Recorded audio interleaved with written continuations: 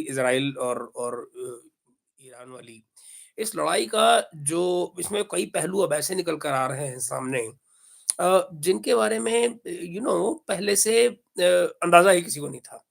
For example अभी जो बात कल सामने आई जब अ, ईरा जो जब अरामको के हेडक्वार्टर पे अरामको का जो मेन रिफाइनरी है, जिससे one of the largest refineries को कहा जाता है दुनिया की, वहाँ पर जब हमला किया ईरान ने या कहा गया कि ईरान ने हमला किया, वो दरअसल हमला माना जा रहा है कि ईरान ने किया ही नहीं। उस हमले को लेकर ईरान ने बड़े साफ तौर पर ये मना किया कि ये हमला हमने नहीं किया है। देखिए एक बात समझिए, मैं क्यों ईरान की बात पर यकीन कर रहा हूँ? मुझे क्यों लगता है कि ईरान जो है वो सही कह रहा है और वाक़ई में कोई उसने कोई हमला नहीं किया है, इसके पीछे कारण है और उसके पीछे कारण बड़ा सीधा-सा है। वो कारण क्या है? वो कारण ये है कि आखिर उसको जब इतने सारे और हमले कर रहा है, इस समय 11 देशों पर, गल्फ के 11 देशों पर एक साथ हमले कर रहा है, तो एक और हमले की ज़िम्मेदारी उसको लेने में क्या जाता है? भई, आखिरकार वो इतने सारे हमलों को करने की ज़िम्मेदारी ले ही रहा है ना। इस समय गल्फ के 11 देशों पे जो ईरान हमले कर रहा है, आप ये पाइए, आप ये देखिए कि उन 11 देशों में क्या किसी को वो मना कर रहा है? वो तो किसी को नहीं मना कर रहा है। और जब वो किसी को नहीं मना कर रहा है, तो एक अकेले सऊदी अरब वाले केस में वो क्यों मना करेगा? मेरा कहना ये है मित्रों कि मेरा मन कहता है, जो ऑफ बीट मुझे एकदम से समझ में आती है बात, वो लगती है कि भई ईरान ठीक कह रहा है। अगर वो ये कह रहा है कि मैंने सऊदी अरब पर या उनकी अरामको वाली रिफाइनरी पर हमला नहीं किया, तो ये बात माने जाने के कारण है। और माने जाने के कारण बड़े सीधे से हैं कि मैं अगर आपके 11 देशों पर हमले कर रहा हूँ और उन 11 देशों में हमले करते हुए सारे हमलों को मैं एक्सेप्ट कर रहा हूँ कि ये हमले मैं कर रहा हूँ, तो भला एक और हमले की ज़िम्मेदारी लेने में मेरी कौन-सी मौत आ रही है भाई? एक बात। दूसरी बात, टकर कार्लसन ने इस पर जो लंबी बात की, उसमें उन्होंने ये कहा कि भई इस बीच में वहाँ पर सऊदी के अंदर कुछ स्पाइज़ को, मोसाद के कुछ लोगों को अरेस्ट किया गया है और वो जो लोगों को अरेस्ट किया गया है, वो सब के सब दरअसल पाए गए लिप्त इस बात में कि कतर में भी ऐसा हो रहा है कि वो जहाँ पर कि वो रिफाइनरीज़ पर, मिलिट्री इंस्टॉलेशंस पर या इवन सिविलियन अड्डों पर साजिश कर रहे थे वहाँ पर मारा-मारी की। जी, नमस्ते कृतिका, कैसे हैं आप बेटा? तो आप ये देखिए, तो वो साजिशें ये कर रहे थे कि समहाउ यहाँ पर बम ब्लास्ट किए जाएँ, आग लगाज़नी की जाए, सब कुछ किया जाए, सो दैट इन हमलों को माना जाए कि ईरान कर रहा है। और चूँकि ये कॉन्फ्लिक्ट टाला जा सकेगा, तो फिर क्या होगा, अल्टीमेटली जो गल्फ कंट्रीज़ होंगे, वो आपस में ही एक-दूसरे से लड़ रहे होंगे। पता लगा ईरान सऊदी से लड़ रहा है, सऊदी कतर से लड़ रहा है और ये सब आपस में लड़ रहे होंगे, बड़ी अच्छी बात, लड़ो मिलो। और इसका एक अकेला कंट्री जिसको फ़ायदा मिलता है, वो फ़ायदा मिलता है सऊदी अरब को। सऊदी अरब को। चंदन भाई राम राम। तो ये किस्सा है। तो sorry, I am sorry, Saudi Arabia नहीं, मेरे मुँह से गलती में निकल गया। सऊदी अरब को तो नुकसान हो रहा है इस सारे का। असली जो फ़ायदा मिलता है, वो मिलता है इज़राइल को, है ना? क्यों? क्योंकि जितना ये लोग आपस में लड़ेंगे, उसकी एनर्जी कम होती है, उसको यहाँ कम लोगों को कॉन्फ्लिक्ट में लेना पड़ेगा, उसको कम लोगों से लड़ना पड़ेगा, वो सिर्फ़ ईरान पे फ़ोकस करेगा और जो ग्रेटर इज़राइल का सपना है, वो अपने आप पूरा होने लग जाता है, जब ये कंट्रीज़ आपस में ही लड़ रहे होंगे। क्योंकि तब उसका काम कोई और किया जा रहा है। इट मेक्स गुड इवनिंग चंदन भाई। गुड इव it's it this makes perfect sense in that case, है ना? जो सबसे ज़्यादा पिटने वाला कंट्री इसमें बन रहा है वो कौन? इस सारे झगड़े में जो पिटने वाला कंट्री बना अ, ज ज ज जो सबसे पिटने वाला कंट्री बन रहा है, वो बन रहा है सऊदी अरेबिया। पूछिए कैसे? ज़रा सोचिए, एक तरफ वो ज़ाहिर है अड्डे लेकर बैठे हुए हैं, अड्डे लेकर बैठे हुए हैं अमेरिका को। अमेरिका कब हमले कर रहा है? ईरान पे। ईरान बदले में ये कह रहा है कि चूँकि तुम्हारे यहाँ से हमले आ रहे हैं, तो ज़िम्मेदार तुम हो, लो भुगतो। तुमको हम ठोक रहे हैं, उनको वो ठोक रहे हैं और ऊपर से इज़राइल भी उन्हीं को ठोक रहा है। यानी इज़राइल और ईरान की लड़ाई में सऊदी अरब बेकारा में फँस गया। और आइडिया क्या था? आइडिया चले थे मदद करने अमेरिका की। और न भूलिएगा एक बात जिससे अपनी ज़िम्मेदारी से गल्फ़ कंट्रीज़ बच नहीं सकते हैं। आई एम सॉरी, ये हमारे मित्र कंट्रीज़ हैं। मगर जो सच है वो बोलने की नौबत आ जाती है और वो क्या है? ये वही कंट्रीज़ हैं जो दरअसल अमेरिका को कह रहे थे मारो साले को, मारो, इसको मारो, ईरान को। पीछे-पीछे लग रहे थे, ऊपर-ऊपर से डिप्लोमैटिक रिलेशन भी बना लिए, सारा काम कर लिया, लेकिन पिछवाड़े से उसको कह रहे थे कि मारो इसको। हमारा अड्डा यूज़ कर लो, कोई बात नहीं। और आइडिया क्या था? आइडिया सिर्फ़ इतना सा था कि कोई बात होगी तो अमेरिका तो है ही, अमेरिका तो हमको सँभाल ही लेगा। अमेरिका के यहाँ रहते हमारे ऊपर कोई हमला कर ही नहीं सकता। तो ये सारी जो झगड़े-टंटे की इसमें जो सारी की सारी पिटाई होने वाली बात आ रही है, वो इसमें अब सऊदी अरबिया को ऐसा लगेगा कि जैसे ईरान और क्या नाम है उसका अपना इज़राइल, 2 बॉक्सर्स के बीच में ये बेचारा रेफ़री फालतू में पिट रहा है। इसको दोनों ही ठोके जा रहे हैं कोई बचाने वाला नहीं है। और अब ये सऊदी अरब के लोग खुद कह रहे हैं, सऊदी अरब के लोग अब ये खुद कह रहे हैं कि भई हम कहाँ फँस गए। तो आने वाले दिनों में आप इन चीज़ों को बढ़ता हुआ देखेंगे। एक और इसमें बड़े सारे एंगल अब निकलने शुरू हो रहे हैं। ये जैसे-जैसे लड़ाई बढ़ रही है, जैसे-जैसे आगे जा रही है, तो रिसोर्सेज़ का जो क्रंच है, उसका जो बँटवारा है, आपने आदित्य जो बात की डिवीज़न ऑफ लेबर, वो यहाँ पर बड़ी अजीब शक्ल ले लेती है। वो क्या है कि भई अगर ये लोग डिवीज़न ऑफ लेबर करना चाह रहे हैं, तो इसमें तो सारे का सारा इनको लॉस ही हो रहा है डिवीज़न ऑफ लेबर में। क्यों? जो रिसोर्सेज़ है वो है लिमिटेड, पैसा है लिमिटेड, एनर्जी का क्राइसिस खड़ा हो गया है ईरान की वजह से। अब देखिए, भारत का तो किस्सा बन गया और आपको मैं बात महीना पहले से बता रहा था कि भाई चाइना और भारत ऐसे 2 कंट्रीज़ हैं जिसको इस लड़ाई में एनर्जी की दिक्कत नहीं होगी। दुनिया को जो लगता है वो लगता रहे, लेकिन भारत और चीन को दिक्कत नहीं होगी क्योंकि दोनों को रास्ता खुला हुआ है और तेल उनको रशिया से मिल जाएगा। रशिया के लिए आसानी है, दोनों के पास कैश है, सबसे ज़्यादा मौज इसमें हो जाएगी रशिया की। मगर इसका एक और साइड इफ़ेक्ट भी है और वो क्या है? जो असली मुसीबत इसमें आने वाली है, वो आएगी यूरोप को। यूरोप एलएनजी कतर ने बंद कर दी है। आप समझिए इस बात को। यहाँ से रास्ता बंद हो गया, स्ट्रेट ऑफ हार्मज़ का रास्ता बंद हो गया। रेड सी में मुश्किलें आने जा रही हैं, हाउदीज़ वहाँ शुरू हो गए हैं। हिज़्बुल्लाह ऑलरेडी फायरिंग कर रहा है इज़राइल के ऊपर, ठीक है ना? तो रेड सी के रास्ते में भी मुश्किल आ रही हैं।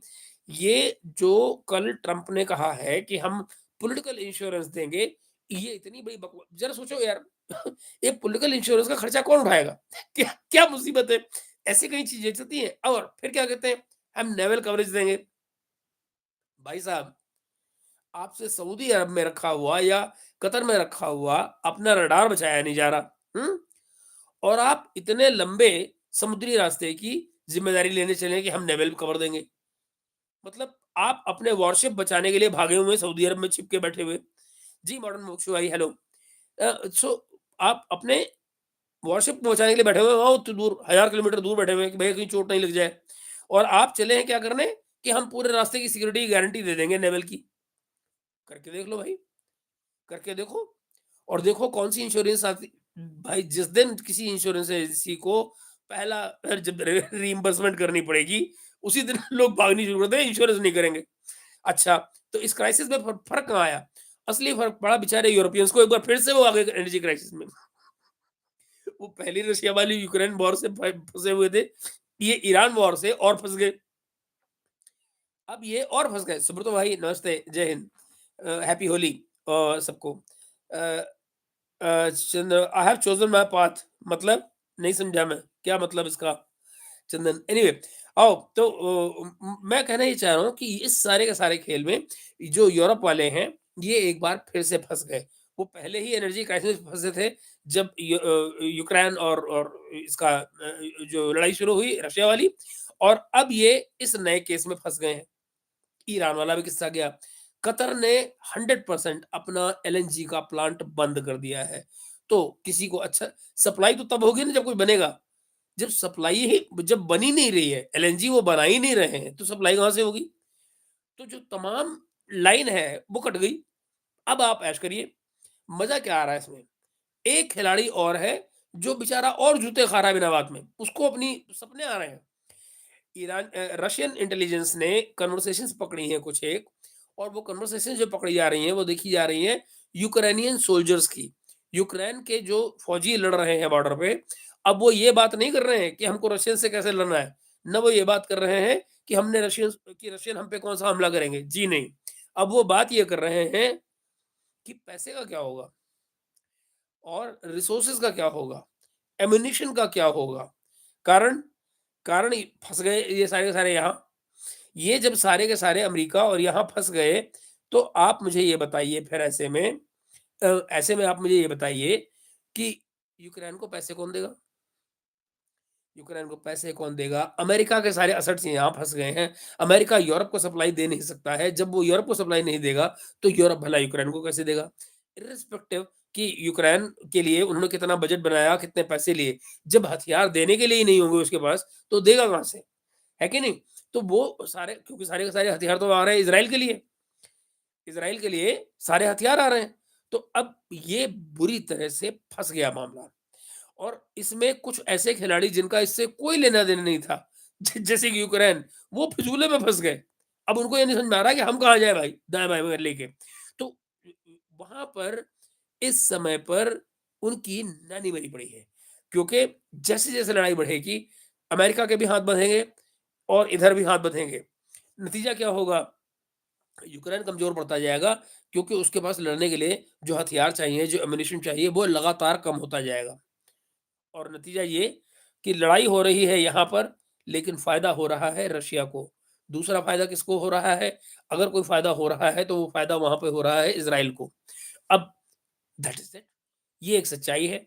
ये एक सच्चाई है जिससे आप आँखें नहीं मूंद सकते और ये दिन पर दिन बढ़ता रहेगा।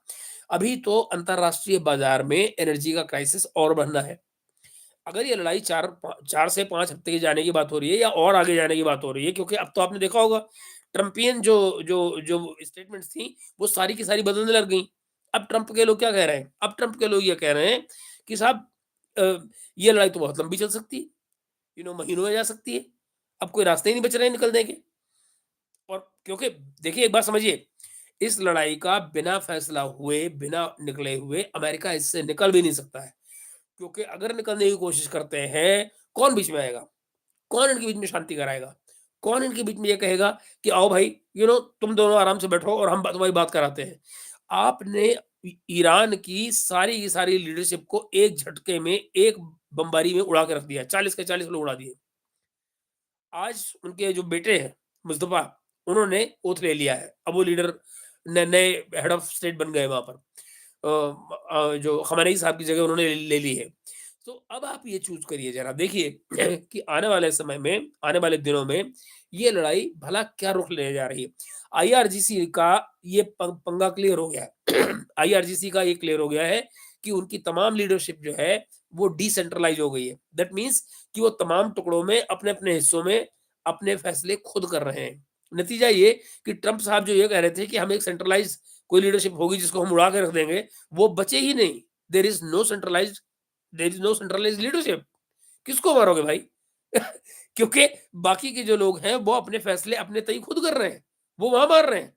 तो आपकी बचाव के कोई रास्ते बचे ही नहीं। तो ये लड़ाई मित्रों अब एक ऐसे एंगल पर आ रही है, ऐसी जगह जाकर फँस रही है, जहाँ से हर आदमी हर आदमी अपनी निकलने की कोशिशों में नाकामयाब हो रहा है। अमेरिका इससे निकल नहीं सकता है।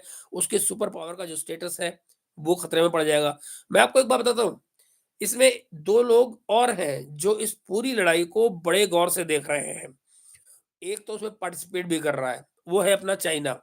अब आप मुझे बताइए, कतर के ऊपर जो 3 जहाज मारे गए यूएस के, आपको क्या लगता है बिना इंटेलिजेंस के मारे गए? बिना किसी जो जो जीपीएस कवरेज थी उसके मारे गए? कैसे मारे गए? किसने मारे? किसने दी वो इंटेलिजेंस? कैसे वहाँ तक हमला हुआ? आप समझ सकते हैं ना? कोई तो है जो बीच में खेल खेल रहा है।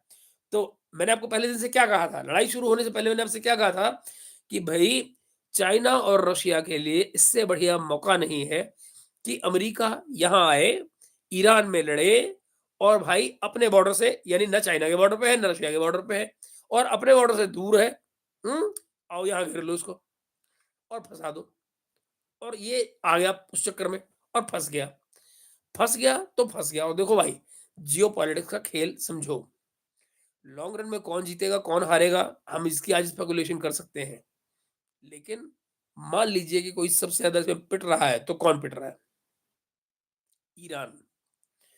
जियोपॉलिटिक्स में भाई दया नाम की चीज़ नहीं होती है। तो जो जियोपॉलिटिक्स है, वो खेल गई है अपना खेल। हो सकता है कि लॉन्ग रन में यहाँ से पर्शियन कल्चर निकल कर आए, सिविलाइजेशन निकल कर आए, आगे पता नहीं क्या-क्या हो, लेकिन आज के लिए हालात ये है कि ईरानी पब्लिक सफ़र कर रही है। आज के देखिए, आप समझिए एक बात को, पिछले सालों में जो वाटर टेबल थी ईरान की, वो लगातार नीचे गई है। हुँ? आने वाले दिन गर्मियों के आने जा रहे हैं। आप मुझे बताइए कि और इस समय जो प्लानिंग हो रही है, अब सुन लीजिए, मैं आपको ये बता रहा हूँ अभी से जो प्लानिंग होने जा रही है। जो प्लानिंग होने जा रही है वो ये कि इन ऑल प्रोबेबिलिटी जो नेक्स्ट अटैक होंगे, वो ईरान की किसी मिलिट्री इंस्टॉलेशंस पे नहीं होंगे। वो इनके उन वाटर टैंक्स पे होंगे जो पानी की सप्लाई कर रहे हैं। ये इनको भूखा-प्यासा मारेंगे। फूड शॉर्टेज वैसे ही बन रही है, क्योंकि सप्लाई चेन टूट गई है और ये पानी के जो टैंक्स हैं, जो सप्लाई लाइन्स हैं, ये उनको तोड़ेंगे। जो इज़राइल वाले हैं, ये उन जगहों को अब बर्बाद कर देंगे। नतीजा क्या होगा कि पब्लिक के पास त्राहिमाम करने के अलावा और कोई चारा नहीं बचेगा। आप समझ रहे हैं मेरी बात को? ये चीज़ें आने वाले दिनों में आप परतों में हल्के-हल्के खुलते हुए देखेंगे। आई एम सॉरी टू से दिस, बट एक्चुअली इस सारी की सारी लड़ाई में एक अकेली पार्टी जिसको सबसे ज़्यादा नुकसान है और जो रियली सफ़र कर रहे हैं, वो ईरानी लोग हैं। वो ईरान एक कंट्री की तरह से तो कर ही रहा है, पर उस पब्लिक के लिए I I really feel for it कि वो बेचारे पहले ही परेशान हैं इतने सालों से, अब ये परेशानी और उनके गले पड़ गई है। हाँ, एक बात की मुझे ज़रूर तारीफ़ करनी पड़ती है इन लोगों की कि उनका जो जो रेज़िलियंस है, आप ये देखिए तमाम बातों के बावजूद वो अपनी जगह पर खड़े हुए हैं, सरेंडर नहीं किया उन्होंने। And you one must salute नहीं यार, चंदन बिल्कुल नहीं। मुझे नहीं लगता कि कोई सिविल वॉर होने जा रही है, मगर सिविल वॉर जैसा कुछ होगा ज़रूर। उसका कारण है बताता हूँ। जो लेटेस्ट रिपोर्ट्स हैं उनके मुताबिक अमेरिका इस समय पर कर्ड्स को आर्म करने की कोशिश कर रहा है, उनको हथियार देने की कोशिश कर रहा है ताकि जो कर्डिश लोग हैं ईरान के अंदर वो इस तरह का जिसकी आप बात कर रहे हैं सिविल वॉर जैसी कंडीशंस को पैदा करें, मार-काट पैदा करें सो दैट कि वहाँ पर मगर इनको ये नहीं समझ में आ रहा है। जानते हो मित्रों, इन्होंने टर्की से ऑलरेडी बेड़ा गर्क कर रखा है। और ये सपना है देखना कि कर्ड्स जो हैं, वो बिना टर्क से पूछे हुए कुछ करेंगे इनके लिए। ये बहुत बड़ी गलतफ़हमी में है अमेरिका वाले। मगर हाँ, ये सपने तो देख ही सकते हैं, सपने देखने में क्या नुकसान है। लेकिन टर्क जो हैं, वो इस लड़ाई में जब तक नहीं कूदेंगे, तब तक जो ईरान के अंदर मौजूद कर्ड्स हैं, अगर अमेरिका को ये लगता है कि वो इस रेज़ीम के खिलाफ खड़े हो जाएँगे, वो नहीं होने वाला। अ, बिल्कुल चंदन, बिल्कुल ठीक कह रहे हो। ये किस्सा है। तो आने वाले दिन जो हैं ये लड़ाई के लिहाज़ से आप देखिएगा कि इसमें ऐसे लोग इम्पैक्ट होंगे जिनका दरअसल इस लड़ाई से डायरेक्टली कोई लेना-देना था ही नहीं। इनफैक्ट आप ये भी देखिए ना कि अब जो आज क्रिस बर्न्स जो नए क्रिस मर्फी अमेरिकन सेनेटर आज उन्होंने मैंने अभी भी शॉट डाला है उसका आप देख लीजिएगा। मैंने वहाँ पर अभी इसी का शॉट डाला है। क्रिस मर्फी ने आज आके कहा है कि अमेरिकन मिलिट्री हमको ये कह रही है कि भैया अमेरिकी फौजी तो अभी और मरेंगे। और क्यों मरेंगे? वो कह रहे हैं कि हमारे पास कोई इलाज नहीं है, ये ईरानियन ड्रोन्स का। ये जो ईरान के ड्रोन आ रहे हैं, इनका हमारे पास कोई इलाज नहीं है और अ, और आप ये देखिएगा कि इसको अभय भाई नमस्ते प्रणाम। कि वो ये कह रहे हैं कि आने वाले दिनों में और ज़्यादा से ज़्यादा अमेरिकी फ़ौजी मरने जा रहे हैं। जो करंट नंबर निकल कर आ रहा है, समझिए इस बात को, ज़रा करंट नंबर आपको बताता हूँ मैं, ये अमेरिकी नहीं बता रहे हैं आपको। 650 अब तक फ़ौजी इंजर्ड या मारे जा चुके हैं, अमेरिकन। 650 फ़ौजी इंजर्ड की लिस्ट में तो डेफ़िनिटली हैं, इनमें से मरे कितने वो एक अलग किस्सा है। मैं आपको दोनों को डिफरेंशिएट नहीं कर सकता हूँ, बट किल्ड और इंजर्ड का जो नंबर है, वो इस समय पर अमेरिकन फौजियों का 650 का है। सो अब आप ये देख लीजिए आने वाले दिनों में महेश भाई if war continues for long then what will be the fate of food and water crisis in Asian countries. ये क्राइसिस तो अभी तो बढ़ेगा ही। मैं आपको इस बारे में ही विक्रमजीत सिंह जी नमस्कार, नमस्ते। मैं आपको इतना बता सकता हूँ कि फिलहाल 95 लाख बैरल ऑयल का जुगाड़ हो गया है आपका रशिया से, वो भी 10% फर्दर डिस्काउंट पे। तो भाई इस समय पर मामला ये है कि हम लोग सेफ हैं, अभी के लिए चाइना सेफ है और ये लड़ाई आगे जा रही है। एक बात का और ध्यान रखिएगा, अगर ये लड़ाई जो आपने कहा कि बहुत आगे जाती है, अ, मिड टर्म इलेक्शन तो भूल जाओ गया, वो तो गया गया गुरु गया, वो तो गया मिड टर्म इलेक्शन तो भाड़ में गया। मगर आपको मैं एक बात बता दूँ, ज़रा इस बात को गौर से और सोचिएगा कि ये लोग क्या सोच रहे होंगे? रशिया और चाइना, इनको लेकर बड़े सवाल उठ रहे हैं, क्योंकि बहुत से लोगों को ये लगता था कि रशिया और चाइना यहाँ पे आ जाएँगे और वो धमका देंगे और ये कर देंगे, वो कर देंगे। भाई मेरे, कोई भी मुल्क किसी लड़ाई में कूदता है या किसी लड़ाई को प्लान करता है, तो अपने सेल्फ इंटरेस्ट के लिए करता है, अपने कलेक्टिव इंटरेस्ट के लिए फिर करता है। पहले अपने इंटरेस्ट के लिए करता है, फिर अगर किसी और के साथ मिलकर कुछ करेगा, तो वो अपना कलेक्टिव इंटरेस्ट देखेगा कि हम दोनों का क्या फ़ायदा है। मुझे बताइए, क्या इससे ये जो कुछ ईरान में हो रहा है और अमेरिका यहाँ जहाँ आके फँसा है, ईरान सॉरी इसको रशिया और चाइना को इससे बढ़िया मौका मिल सकता है क्या? ईरान की इसकी अमेरिका की गर्दन दबाने का? दबा रखी है उन्होंने। और आप याद रखिएगा, अगर ये लड़ाई लंबी खिंचती है, आप बार-बार बात पूछ रहे हैं, अगर ये लड़ाई लंबी खिंचती है और ईरान खत्म नहीं होता है, तो इनके पास कोई चारा नहीं बचेगा और बहुत पॉसिबल है कि ये किसी स्टेज पर सोचें कि हम न्यूक कर दें ईरान को लड़ाई खत्म करने के लिए। I will not be surprised, ये पागलपन इन लोगों का वहाँ तक जा सकता है। मगर यहीं पर कलाकारी आती है। आप नोटिस करिए कि चाइना और रशिया चाहे लड़ाई में शामिल नहीं है, मगर इस समय पर वो कॉन्स्टेंटली कॉन्स्टेंटली इंटेलिजेंस इनकी जो है निगाह रख रही है इनके ऊपर। वो इसीलिए रख रही है कि कहीं ये इस किस्म की कोई शरारत ना करें। ये शरारत अगर करेंगे, आप देखिएगा जिस दिन ये शरारत होने की बात आएगी, तुरंत रशिया और चाइना बीच में आ जाएँगे। जिस दिन इन्होंने न्यूक करने की बात सोची भी, उसी दिन चाइना और रशिया बीच में आ जाएँगे। आप देख लीजिएगा इस बात को। ये क्या है, USA had started his testing of minute man ICBM Las Vegas Nevada earthquake reported in last 24 hours, what is your thoughts? मेरे पास इसकी इंफॉर्मेशन है नहीं गुरु। और मैं आपको बता दूं कि ये चाहे आईसीबीएम लगाए वहां पे, गुरु के बात बताओ, इंटरकॉन्टिनेंटल बैलिस्टिक मिसाइल्स के जरिए आप वहां पे हमला कर देंगे, लोग मर रहे होंगे ना, वो ऑलरेडी मर रहे हैं भाई, इससे आगे क्या करोगे? इससे आगे क्या करोगे? लोग तो मर ही रहे हैं। What next is it China और Turkey? Please give a note on this.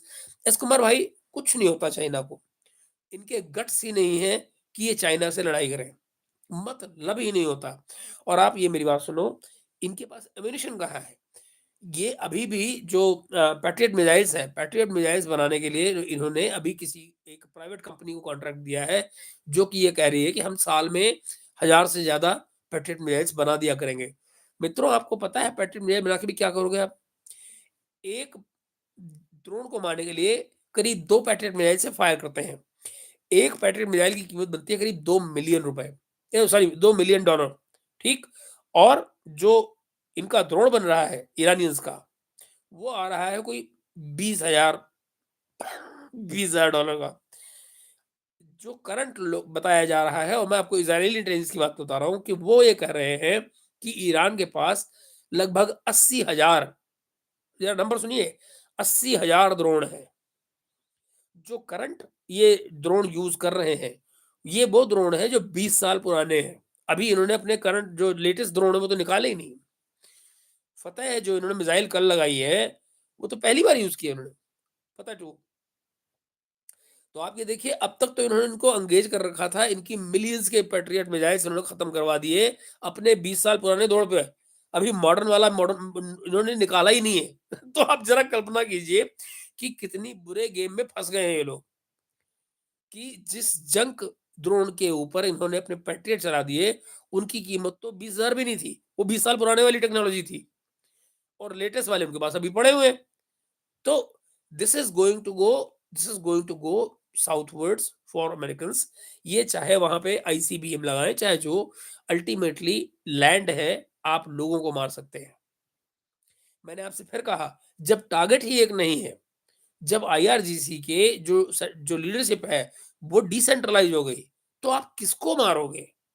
And किसको मारोगे? सवाल ये है। और वो कहाँ बैठा है, ये किसने आपको बताया? आप समझ रहे हैं? हाउथीज़ ने वहाँ पे आईआरजीसी के लोग बैठे हुए हैं, उधर हिज़्बुल्लाह के साथ में वो काम कर रहे हैं, सबको मिसाइलें बटी हुई हैं, इनके अपने ड्रोन यहाँ रखे हुए हैं। और जब मैंने बताया ना आपको, ये जो आज क्रिस मर्फी ने जो बात कही है, उसने कहा कि अंदर सेनेट की हेयरिंग में वो कह रहा है कि सेनेट की हेयरिंग में फ़ौज आई है और फ़ौज के लोग हमको ये कह रहे हैं कि we can not stop drones. तो दैट मीन्स ये कि ड्रोन आते रहेंगे, अमेरिकी फौजियों को मारते रहेंगे। ऐश करो। जिसको दिस इज़ द प्रॉब्लम। इनके पल्ले कुछ नहीं पड़ रहा कि हम जाएँ कहाँ, कहाँ फँस गए आके। Russia should also increase it's intensity in Ukraine. वो तो करेंगे ही, मगर अभी क्या होगा चंदन, अभी तो ये ज़रा वक़्त लेंगे ना। ये ज़रा वक़्त लेंगे कि आओ बेटा, बैठो, यू नो ज़रा जितना लड़ सकते हो लड़ो, जितना अपना एम्यूनिशन देखिए, ये लड़ाई जैसे-जैसे आगे जाएगी, वैसे-वैसे जो एम्यूनिशन पड़ा हुआ है, जो पेट्रियट मिसाइल्स पड़ी हुई हैं, थार्ड पड़ी हुई हैं, अब थार्ड तो आज बेकार हो गई ना, आज 2 थार्ड मार दिए उन्होंने, 2 थार्ड को आज खत्म कर दिया गया। क्यों खत्म कर दिया गया? क्योंकि जो वार्निंग सिग्नल है, जो रडार था, वही उड़ गया कल। अल उबैद में जो इनका रडार लगा हुआ था अमेरिकन का, जब वो उड़ा दिया उन्होंने बैलिस्टिक मिसाइल मार के उसके ऊपर, तो आप मुझे कई बार कह रहे थे ना ये बात, कहाँ गई सारी सुपरसोनिक मिसाइल? आप वो पता नहीं कोई अमेरिका से कोई भाई पूछ रहा था, कहाँ गई ईरान की सुपरसोनिक मिसाइल? ये निकल रही है बेटा, तुम्हारा उन्होंने इनिशियल तेल निकाल दिया, तुम बड़े खुश थे कि हमने ये मारा, ये मारा, ये मारा। अब देखो उनकी सुपरसोनिक मिसाइल निकली, पहली निकली तो ठोक दिया तुम्हारा, कबाड़ा कर दिया रडार को। और फिर आप ये देखिएगा कि जो उनके ये जो इनके रडार के अलावा वो जो गैप आया, जो अब टाइम का जो गैप आ रहा है, लैप्स आ रहा है, यू नो क्योंकि अब अमेरिकन्स को शिफ्ट करना पड़ा है सैटेलाइट्स के ऊपर। सैटेलाइट से सिग्नल ले रहे हैं और फिर वो अपने जो ग्राउंड इनके एसेट्स हैं, उनको भेज रहे हैं। बीच में क्या आ रहा है? बीच में आ रहा है गैप, क्योंकि उसमें टाइम ज़्यादा लग रहा है। और जब वो 1 मिनट का भी अगर आपको फालतू टाइम मिलता है, 30 सेकंड्स का भी टाइम मिलता है, तो आपके ऊपर से नीचे आने वाली जो मिसाइल है, जो मैक 6 पे आ रही है, मैक 8 पे आ रही है, आप उससे बचने के लिए कुछ नहीं कर सकते, क्योंकि वो रफ्तार इतनी है, बाय द टाइम आपको वो सैटेलाइट के ज़रिए भेज के इन्फॉर्मेशन भेजेगा, आपको फीड भेजेगा, तब तो पता लगा उसने ठोक दिया आपको। तो आने वाले दिन are going to be very, very difficult. आप एक चीज़ नोटिस करिए, अब तक कभी भी अमेरिका ने ये नहीं कहा था कि हम ग्राउंड पे बूट्स ऑन द ग्राउंड की बात करेंगे। अब अचानक उन्होंने बात करनी शुरू कर दी है कि नहीं we are not discounting that, लड़ाई चल रही है तो ये जंग में हम ये कैसे कह सकते हैं कि भाई बूट्स ऑन द ग्राउंड नहीं होंगे। So they are now talking about, you see, इससे आपको पता लग रहा है कि they are actually getting into uncharted territory.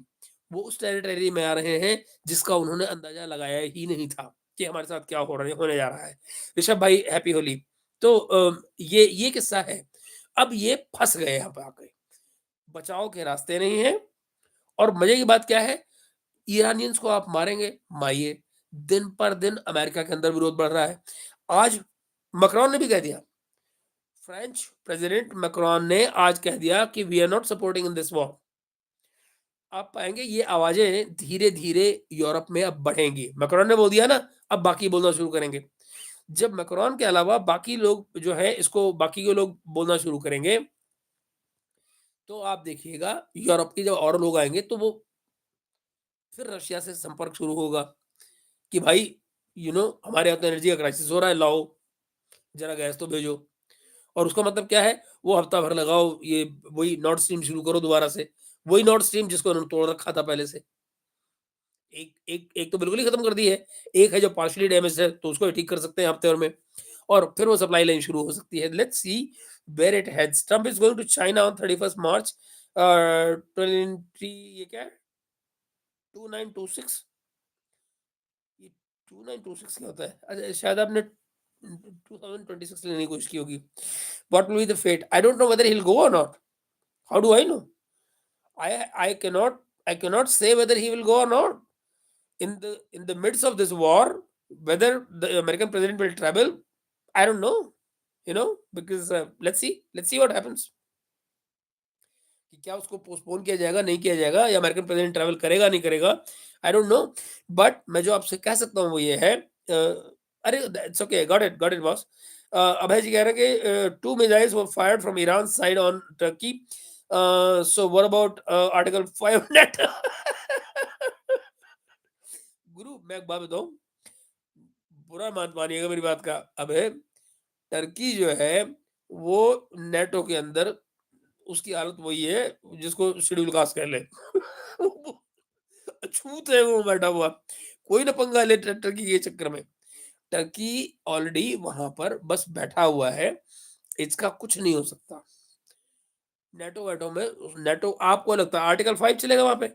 France के आर्ट उसका मेंबर नहीं है। आपको क्या लगता है अमेरिका ने जो कुछ किया क्या नेटो में पूछ के किया? स्पेन पीछे हो गया, स्पेन पीछे हो गया। अरे यार व्हाई नॉट? विकास ये क्या बात हुई? France has made its move, will France stick to his words? Why not? Why not? What has France got to lose? Tell me. जब उसने यूरोप के सिक्योरिटी की जिम्मेदारी खुद उठा ली, उसने कह दिया जो जो न्यूक्लियर अम्ब्रेला है वो हम दे रहे हैं, ठीक? यूरोप को अमेरिका से मिल क्या रहा है? और अगर ईयू वाली जो डील थी जो अमेरिका के साथ की गई थी वो वैसे ही पार्लियामेंट में ईयू पार्लियामेंट में अटक गई है, ठीक है? अब आप मुझे बताइए हम्म, तो अब आप मुझे बताइए कि उसका फिर होना क्या है?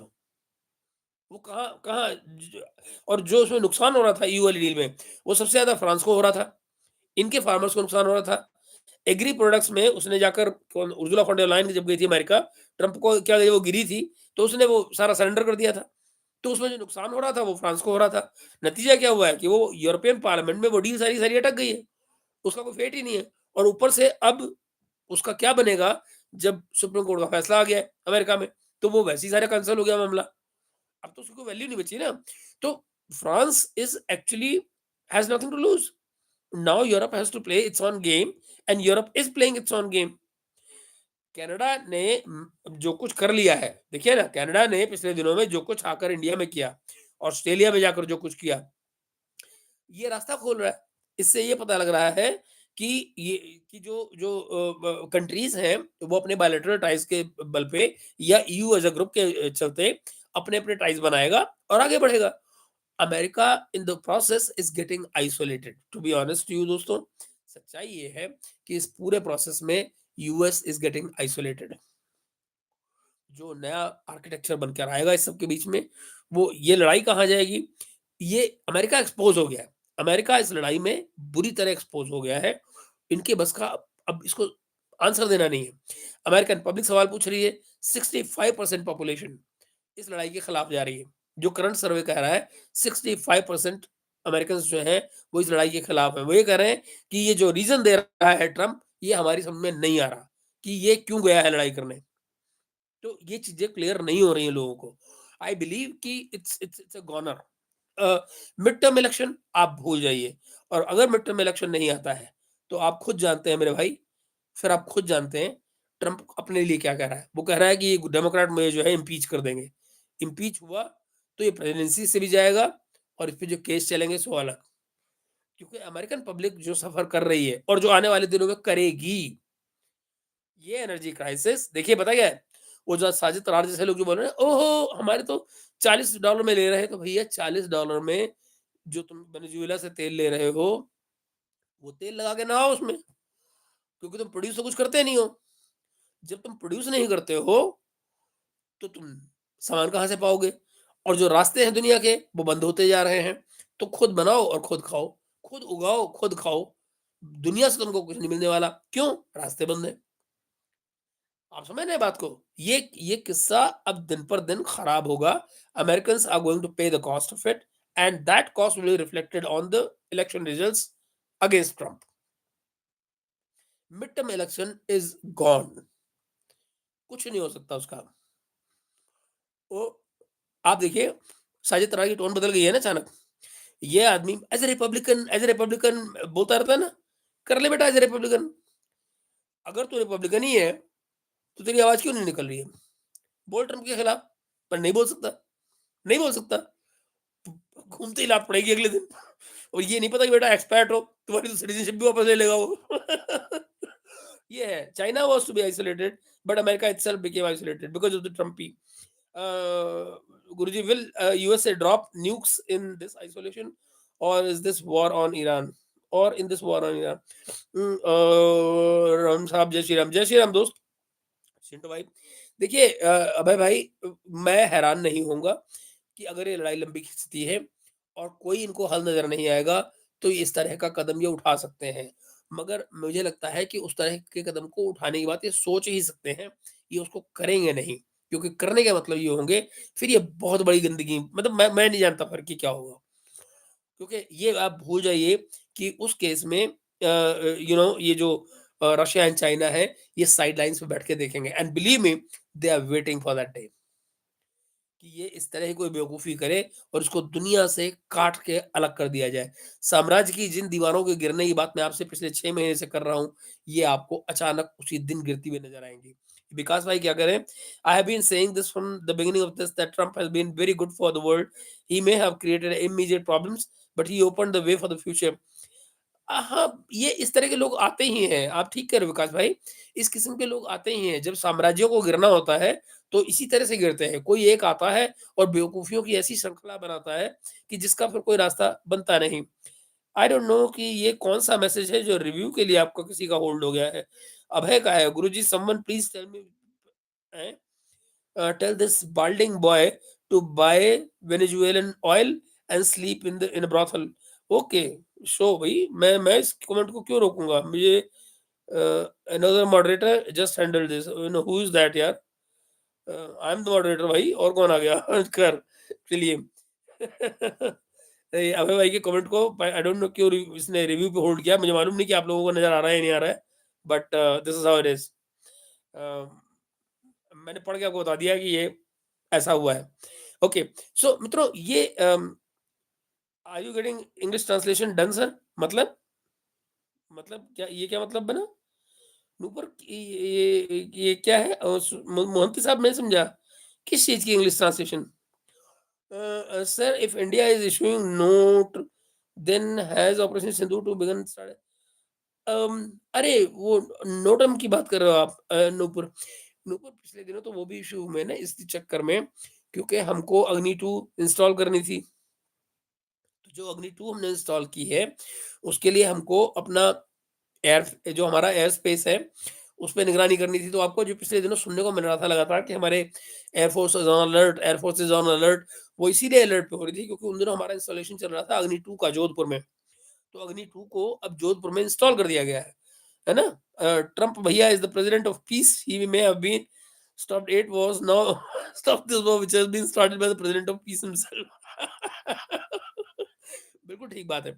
और आप ये देखिएगा, ये तो मैं बता रहा हूँ आपको, इस आदमी ने ये जो बोर्ड ऑफ, मुझे बताइए ना, वो बोर्ड ऑफ पीस अब कहाँ है?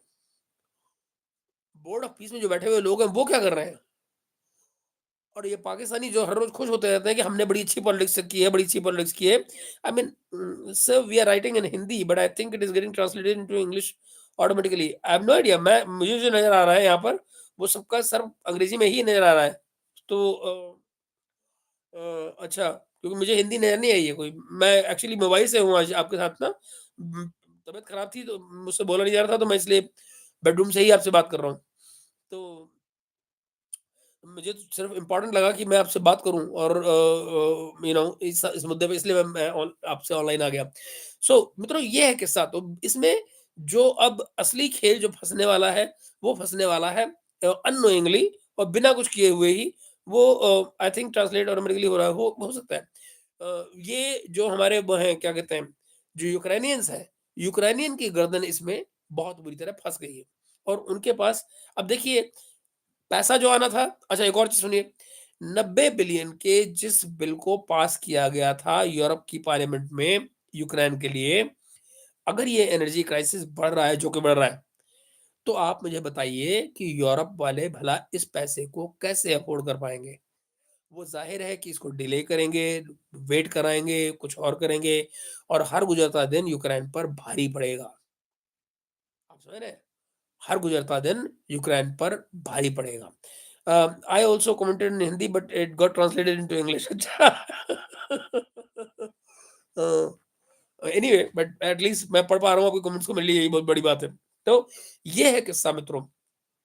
सेकेंडली, जो मैंने कहा कि ये जो अमेरिकन्स गेम खेल रहे हैं या जो इजरायली वाले गेम खेल रहे हैं, इजरायली वाली गेम कहाँ जाएगी अभी मैं नहीं जानता हूँ। मुझे ये भी नहीं मालूम है कि मिडिल ईस्ट में जो इनके एजेंट्स काम कर रहे हैं वो क्या कर पाएंगे, या एक और पहलू जिस पर मैं सिर्फ अंदाजा ही लगा रहा हूँ, कर्ड्स वाला, कि कर्ड्स को जो आर्म करने की कोशिश ये कर रहे हैं इस समय ईरान में, वो मेरी रीडिंग ये है कि वो बिना टर्की के या उर्दगान के से बात किए बिना नहीं मानेंगे।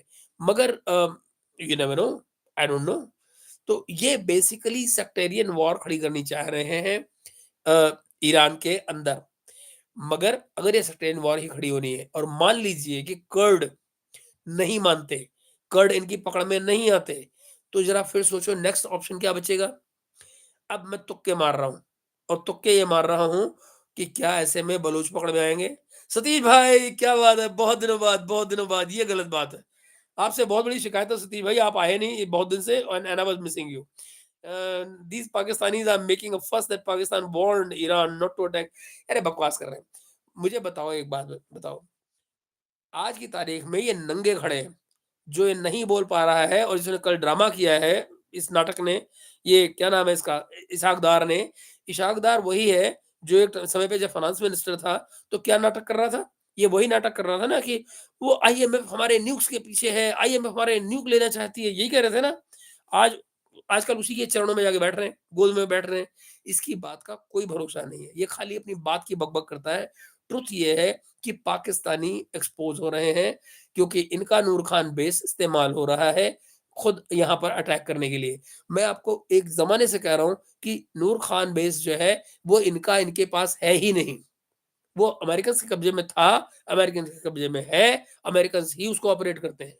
और यही कारण है कि जो तोड़-फोड़ हम लोगों ने मचाई थी वहाँ पे, उसको तुरंत ठीक किया गया। किसके द्वारा? अमेरिकन्स। किसने ठीक किया? जी। सो यू सी, ये बाकी की सब ये क्या है sir, what will be the fate of war between Pakistan and Afghanistan. ये स्पॉन्सर्ड वॉर है एस कुमार भाई, वो ये स्पॉन्सर्ड वॉर है। और इन्होंने क्या किया है, ये अमेरिकन के कहने पर वहां ये गेम खेल रहे हैं। ये गेम लंबी है अफगानिस्तान वाली। तो these days your health deteriorates and our conditions, we keep going to the channel again and again to see if any new videos come. I'm sorry, Sagar bhai, but I'm really sorry. But I'll try my best. I'm going to try my best to keep you updated. And ये जो आज मैं आपके साथ बैठा हुआ हूँ, ये बेसिकली उसी कोशिश में है कि बजाय कि मैं कुछ भी ना डालूं, बेहतर ये हो गया कि मैं आपसे कम से कम मोबाइल के जरिए ही आपसे बात करूं। तो but thank you for your love मेरे भाई, थैंक यू, थैंक यू। अच्छा, सो मित्रों, हुआ क्या है इस सारे के सारे खेल में, जो मैंने आपको बताया कि ये जो ईरानियन वाला जो एंगल है, आप ये देखिएगा, तकलीफ तो बहुत होती है। ट्रुथ ये है कि इनको न्यूक वाले लेवल पे तो कोई कोई जाने देगा नहीं, न रशिया जाने देगा, न चाइना जाने देगा। दोनों की इंटेलिजेंस इनको वॉच कर रही है, और कॉन्स्टेंटली पूरे रीजन में जो कुछ हो रहा है उसको ये लोग वॉच कर रहे हैं। Many times I fear that गोजिस हेल्थ माइट हैव, अरे नहीं यार, एक्चुअली कुछ ऐसा हुआ नहीं है। मैं आपको बताऊं, ये कुछ डॉक्टर से मेरी बात हो रही थी पीछे, तो वो ये कह रहे थे कि शायद ये कोई नया वर्जन आया हुआ है इंडिया में, नॉर्थ इंडिया में, जो एक हल्की फॉर्म हो सकती है कोविड की, जो रिटर्न हुई है, और वो ये खांसी जुकाम लगा के रखती है। अब वो क्या होता है कि कई बार क्या है वो, फ्लोइंग नोज होती है, अब उस समय बैठ के कैसे व्लॉग करो, बड़ा टीडियस हो जाता है। कई बार तो आपने देखा होगा, मैंने चीखते चीखते व्लॉग किए हैं आपके साथ में। तो लेकिन otherwise my health is okay, otherwise there is no problem. ये बस ये जो बीच बीच में जो जुकाम खांसी है ये तंग कर रही है। जुकाम खांसी, बलगम हो जाता है बिना हाथ का, ऐसे। एनीवे, तो मित्रों, ये सीन चल रहा है।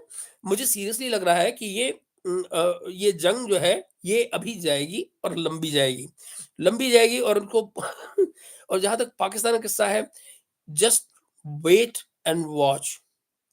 नहीं, यहाँ पे हमारे यहाँ तो डस्ट होती ही नहीं है भाई भाई, यहाँ ज़्यादा डस्ट नहीं होती, जहाँ मैं हूँ। और फिर हमारे यहाँ घर में जो है वो बहुत सारा प्लांटेशन है, पेड़ है, और ये पहाड़ी इलाका है, तो यहाँ डस्ट नहीं होती है। I have to take antibiotics along with the Montreal. I am a victim, I am a victim of what? I always look for authentic news here only. अरे थैंक यू सतीश भाई। आप आपका प्यार बना रहता है यार, अच्छा लगता है। लेकिन मित्रों मैं आपको बताऊँ, ये जो एंटीबायोटिक की आपने बात की विकास, ये मैं जो है ना मुझे लेना पड़ता था, क्या कहते हैं, एरोकोर्ड। एरोकोर्ड लेना पड़ता था इन्हेलर दिल्ली में।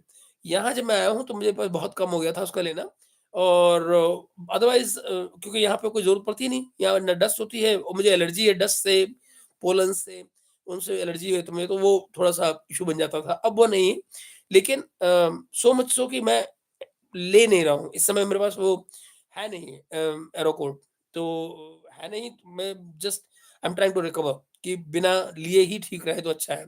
क्योंकि जो स्टेरॉइड्स होते हैं ना ये इस तरह की चीज़ों में, वो लॉन्ग रन में नुकसान करते हैं। To take a little bit of keep को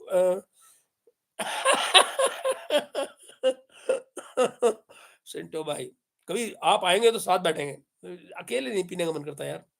अच्छा, सो मित्रों, तो ये किस्सा है ऑनेस्टली स्पीकिंग कि ये जो तमाम की तमाम पॉलिटिक्स चल रही है, ये जियोपॉलिटिक्स इस समय पर क्रम्बल करेगी उस मौजूदा एस्टेब्लिशमेंट को जो इस समय गवर्न कर रही है। ये जो हेजेमोन पैदा हुए हैं दुनिया में, इनका समय अब जा रहा है।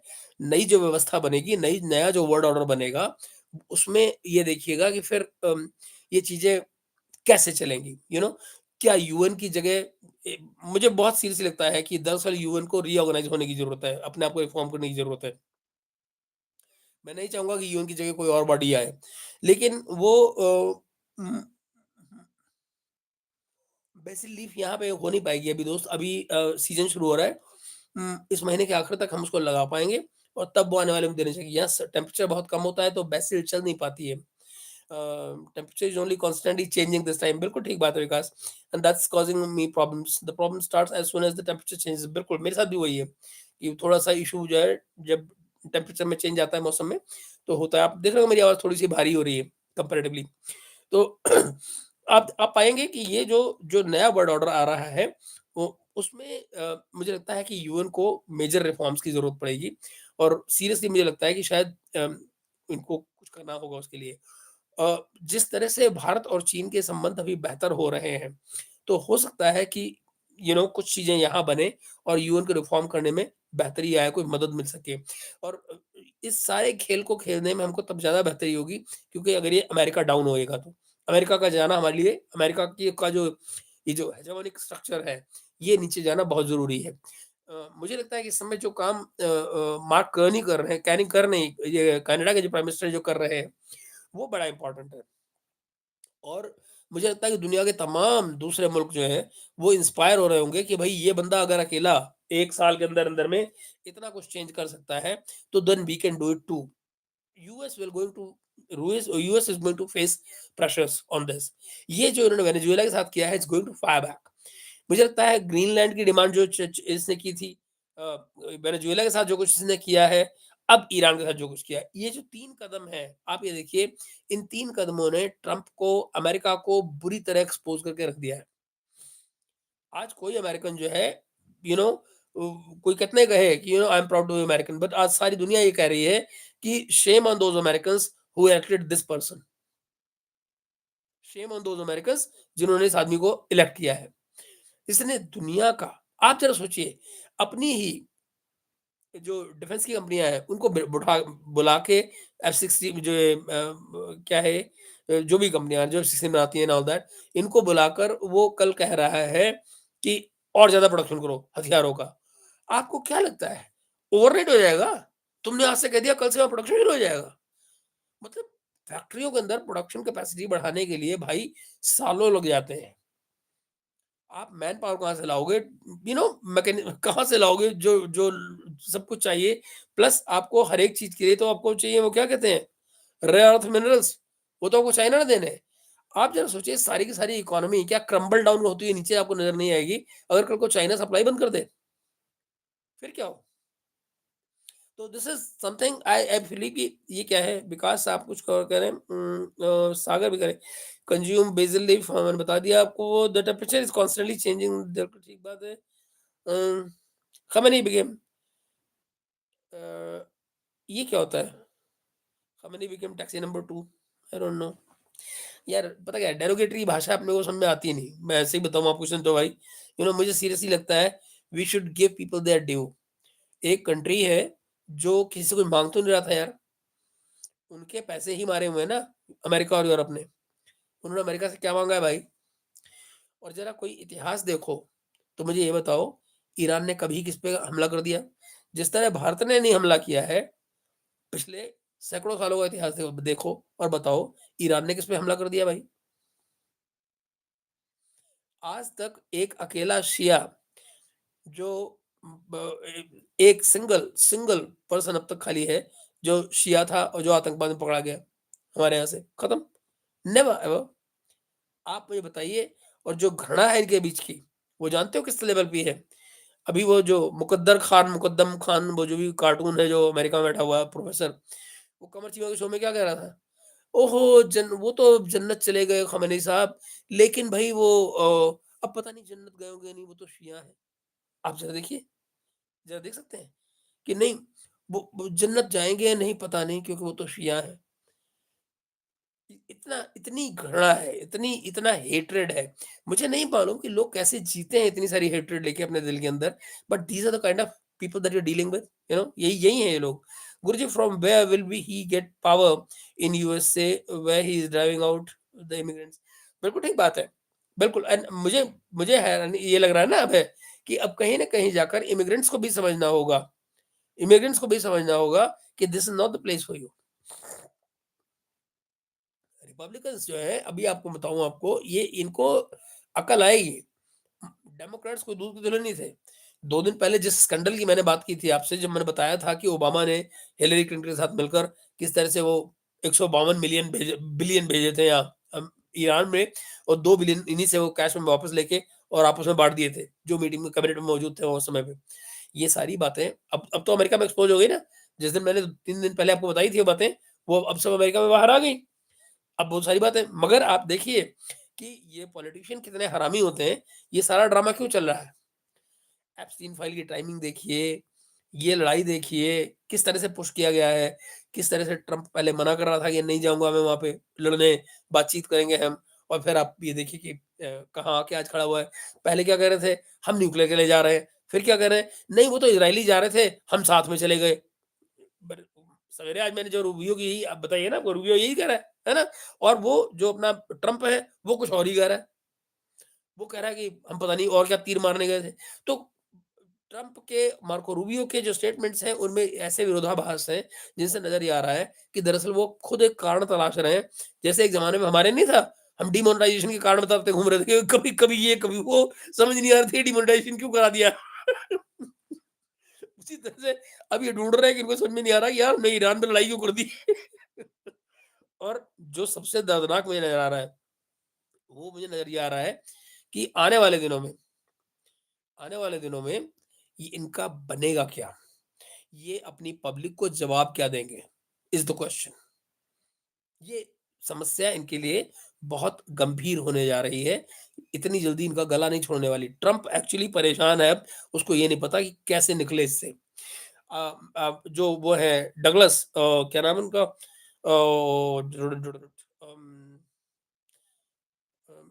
कर्नल डगलस, उनकी मैंने अभी स्टेटमेंट डाली है वहाँ पे अपने यूट्यूब पर, शॉर्ट्स में डाली है।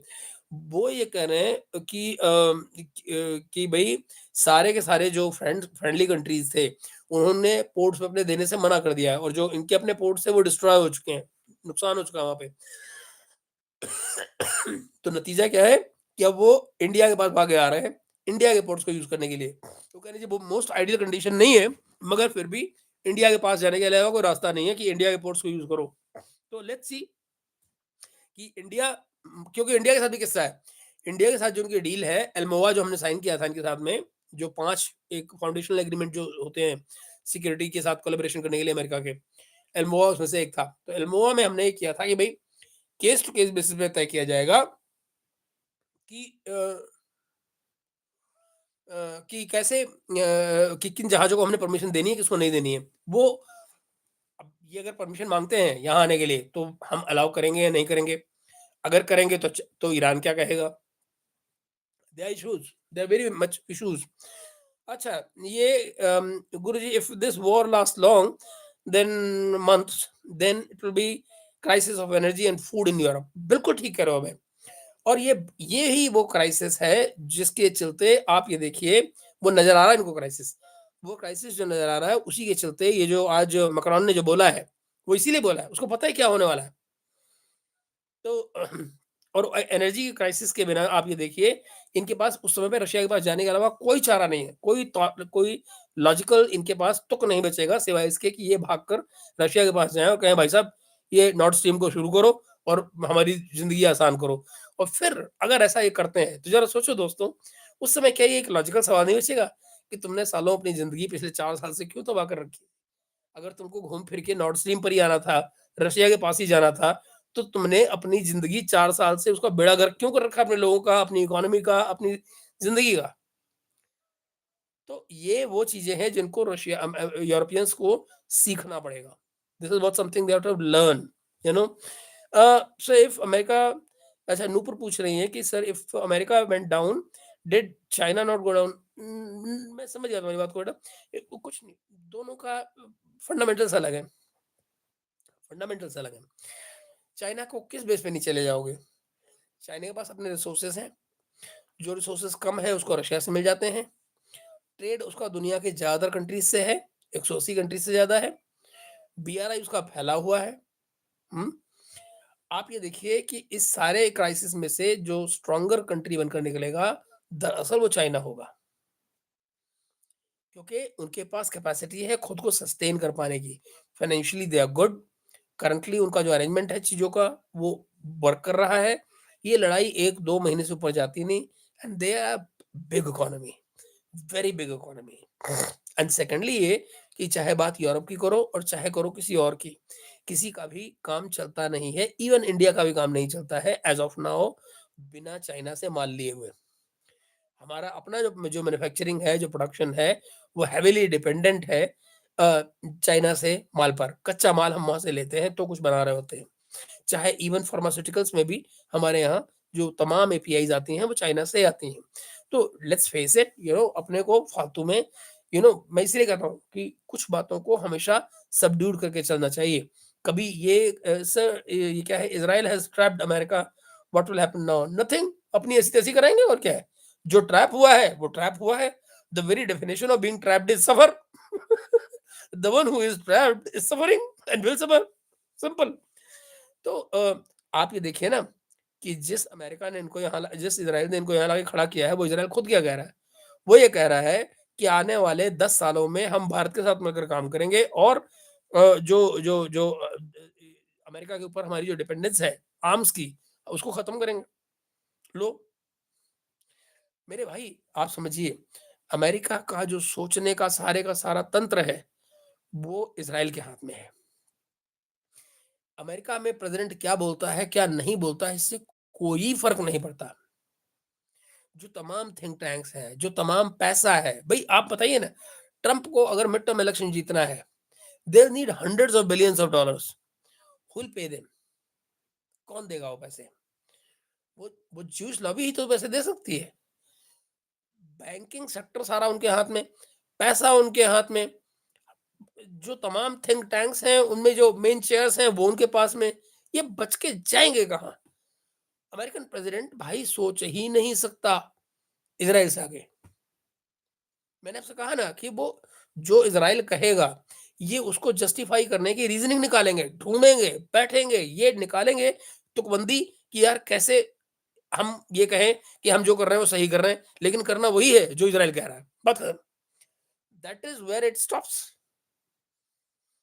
ओके, ये आगे कह रहे हैं हमारे अभय, गुरुजी, if attacks start in the Red Sea too, then world trade will also be disrupted, in which Europe will be hit the most। बिल्कुल ठीक बात है, बिल्कुल सही कह रहे हो आप कि उस केस में यूरोप को बहुत दिक्कत होने वाली है। रेड सी में हुआ और रेड सी में ये हो रहा है। रेड सी में हाउदीज ऑलरेडी एक्टिव हैं, हिजबुल्लाह ऑलरेडी इराक इसराइल में एक्टिव है। इनफैक्ट आप ये देखिए ना, इसराइल की तबाही की जो तस्वीरें हैं, वो तो कहीं बाहर आ ही नहीं रही ना, कहीं आपको ट्विटर पर नजर आ रही है? और ट्विटर का मालिक कौन है? ऐसे ही है। आपको भाई फेसबुक का मालिक कौन है? वो भी जू है। गुरु, सारा कुछ उनके हाथ में है। यू नो किसको अच्छा लगता है, बुरा लगता है उससे कोई फ़र्क नहीं पड़ता। सच यही है। ये क्या है earlier India was funding the Russian war, now Europe will fund the Russian war. मज़े की बात क्या है, ये जो बात आप कह रहे हो, सवाल ये है कि ये बात कहेगा कौन? ये क्या वही अमेरिका कहेगा? वो जो लुटनिक सा जो कहता था कि वो एक वो जो और था ना कार्टून बुड्ढा, वो जो इसको पाल रखा था ट्रम्प ने, जो बड़ा बोल रहा था कि नहीं, नहीं वो इंडियाज़ इकोनॉमी कुछ नहीं कर सकती है, ये है, वो है। अब वो भुगतो बेटा, इंडियन इकोनॉमी का तो तुम कुछ कर नहीं पाए। हाँ, तुम अपनी इकोनॉमी का बेड़ा करने के लिए ज़रूर तैयार हो गए। ये लोग जो तेल, तेल, तेल कर रहे हैं, हमने वेनेज़ुएला तेल मार लिया। अबे तेल को लेके डुबकी लगाओगे, नाश्ता करोगे, करोगे क्या? क्योंकि तेल की कमी दुनिया में और क्या जो बाकी के देश हैं वहाँ पे नहीं है? उनको उनको तेल नहीं मिल रहा है क्या? उनको गल्फ से तेल नहीं मिल रहा है, रशिया से नहीं मिल रहा है, कहाँ से नहीं मिल रहा है? और ये सारे में अमेरिका एक बार हाथ से गया। एक चीज़ जिस पे कोई बात नहीं कर रहा, वो भी सुन लो फिर। पेट्रो डॉलर का क्या बनेगा इस सारे खेल में? क्योंकि भाई साहब बाय द टाइम ये लड़ाई जैसे चल रही है, मिडल ईस्ट में जो पेट्रोल यहाँ से निकलता है, मिडल ईस्ट ही तो है जो पेट्रोल डॉलर बना के रखता है। पेट्रो डॉलर को पेट्रो डॉलर की तरह एक्सेप्ट करने वाला, चलाने वाला कौन? मिडल ईस्ट ही तो है। अगर ये मिडल ईस्ट की कंट्रीज़ हैं, जब ये देखेंगे कि अमेरिका ने तो हमारी पेल दी, तो अब हम क्या करें? तो पहले 2 काम होंगे। एक, जो मुझे सबसे अच्छा लगता है और वो शायद मिडल ईस्ट के लिए भी अच्छा हो, वो ये कि निकालो अमेरिका को मिडल ईस्ट से बाहर। कि भाई साहब अपने बेस-वेस उठाओ, निकलो यहाँ से, आपकी यहाँ कोई ज़रूरत नहीं है। दूसरी बात, और फिर देखिए ना सिक्योरिटी के इंतज़ाम वो इनको अपने खुद करने पड़ेंगे। उसमें ये यूरोपियन इक्विपमेंट लें, क्या करें, क्या ना करें, अमेरिका क्या करेगा, वो सब नई कहानी चलेगी। अमेरिका में भी एक नई अवेकनिंग आएगी कि भई हम लोगों के साथ किस तरह डील करते रहें और ये कैसे चलेगा। डोंट फॉरगेट अगर अमेरिकन इकोनॉमी नीचे आती है, तो इनके लिए जो दुनिया भर में 180 इन्होंने चला रखे हैं मिलिट्री बेसेस बना के, इनको सस्टेन करना भारी पड़ जाएगा। इनफैक्ट वो उसी दिन भारी पड़ जाएगा जिस दिन पेट्रो डॉलर गायब हो जाएगा। जिस दिन डॉलर रिजर्व करेंसी नहीं रहा, अमेरिकन्स को अपने रहने के, अपने जीने के तरीके बदलने पड़ जाएँगे। ये जो क्रेडिट कार्ड पे फ्लैश करके 2% पे अपना काम चल जाता है, वो नहीं होने वाला। जो इनके इंटरेस्ट रेट्स हैं, वो फिर हेवी हुआ करेंगे बाकी दुनिया की तरह से। तो this is they will have to learn to live just like rest of the world does. ये जो अभी हर चीज़ को सब्सिडाइज़ कर लेते हैं ना अपने, वो अब नहीं चलने वाली दुनिया। So this is what they have to Guruji. Out of subject, but don't you think कि this is the time for India to rise? All pieces are falling in place. If India will make most of decisions, right, we will be global power. अबे आप बिल्कुल सही कह रहे हो और ये आपकी बात जो है वो बिल्कुल भी आउट ऑफ सिलेबस नहीं है, आउट ऑफ सब्जेक्ट नहीं है। ये उन्होंने होना ही है। ये बात चाइनीज एक जमाने से कह रहे हैं और हम लोगों को कुछ चीज़ें सीखनी होगी। ये जो हम हर बात पे अपने आप को कहते हैं ना, हम विश्वगुरु, हम विश्वगुरु, we need to cut this crap out. ये बोलने की ज़रूरत नहीं होती है, आपको बनना होता है। मुझे सीरियसली लगता है दोस्त, आज भी अभय भाई, कि हम अपनी मैन पावर पे कम पैसा लगा रहे हैं। हमें अपने यहाँ पर क्वालिटी ऑफ एजुकेशन को और बेहतर करना चाहिए। मुझे नहीं लगता कि हमारे पास जो आजकल टीचर्स की क्वालिटी है, कोई बड़ी अच्छी है। उस पर काम करना चाहिए।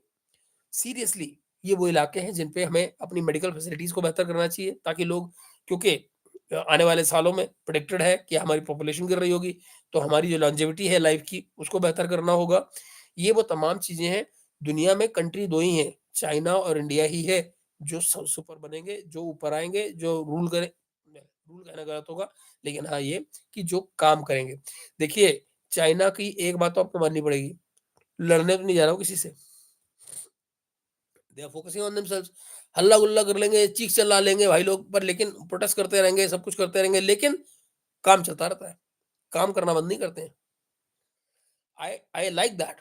मुझे सीरियसली लगता है कि आप जब लड़ाई करनी शुरू कर देते हैं, हेजेमनी लादने की कोशिश करते हैं दूसरे पर, that is where things go wrong. And US ever since Trump has come, basically ये सबका सब जो है वो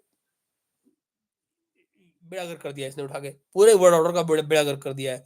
जिस तरह से इसने टैरिफ का इस्तेमाल किया, जिस तरह से ये क्या है, ये कौन है भाई, हिमांशु जी, क्या कह रहे हैं, why China is silent when Venezuela, Venezuela then Iran happened. I'm seeing news that something also is happening inside CCP. कुछ नहीं, अब पता नहीं आपने कहाँ न्यूज़ देखी है हिमांशु भाई, पर हमको बता दूँ, चाइना वो अपनी बड़ी सही प्लानिंग से चल रहा है और सीसीपी में कुछ नहीं होने वाला है। आप लोगों को पता नहीं है कि स्ट्रक्चर क्या है। पिछली बार जब ये किस्सा सारा का सारा बना था, तो शी जिनपिंग के ऊपर 3 मेंबर्स की एक कमेटी बिठा दी गई थी। इसीलिए इंडिया से रिलेशन ठीक हुए थे। Otherwise Xi Jinping out of hand जा रहा था। वो इगोइस्टिक फैसले ले रहा था। उसके ऊपर 3 मेंबर्स की कमेटी बैठी हुई है, तो अब जो डिसीजंस निकलते हैं, जो बाहर आते हैं, जो अप्लाई होने होते हैं, वो कमेटी की एक्सेप्टेंस से आ रहे होते हैं। तो सीसीपी में कुछ नहीं होने वाला, क्योंकि CCP is already looking after Xi Jinping's decisions. वो डिसीजन मेकिंग के प्रोसेस में सीसीपी शामिल होती है। तो वो सब फ़िज़ूल की बातें हैं, आप न जाने किसको सुन रहे हैं, देख रहे हैं। व्हाटएवर वन मे से, this war in the middle of the in the Middle East has significantly accelerated the global geopolitics. Absolutely. Nobody has to say anything. आप जो बात कह रहे हैं ना, मैं बता रहा हूँ, ये एक किस्म से फाइनल फाइनल आखिरी कील है जो ट्रम्प भैया ने लगानी थी, और वो लग गई है। इसके आगे और कुछ नहीं होने वाला। इस जगह पर आके ये ऐसे फंसे, मैंने बताया ना आपको, इस फंसाव के पीछे जो असली पंगा है वो ये है, अमेरिका अपने बेसिस से दूर है, चाइना के किनारे पे, उसके बॉर्डर के आसपास ये लड़ाई नहीं हो रही है, रशिया के किनारे, उसके बॉर्डर के पास लड़ाई नहीं हो रही है, और सबसे अच्छी लड़ाई वही होती है जो आपको अपने बॉर्डर से दूर लड़नी पड़ती है ना? अमेरिका भी ऐसी लड़ाई, आप देखिए जिस दिन वो जो मिसाइल क्राइसिस जब आया था क्यूबा वाला, आप देखिए कितनी जल्दी 15 दिन के अंदर में सॉर्ट आउट कर दिया था अमेरिका ने। क्यों?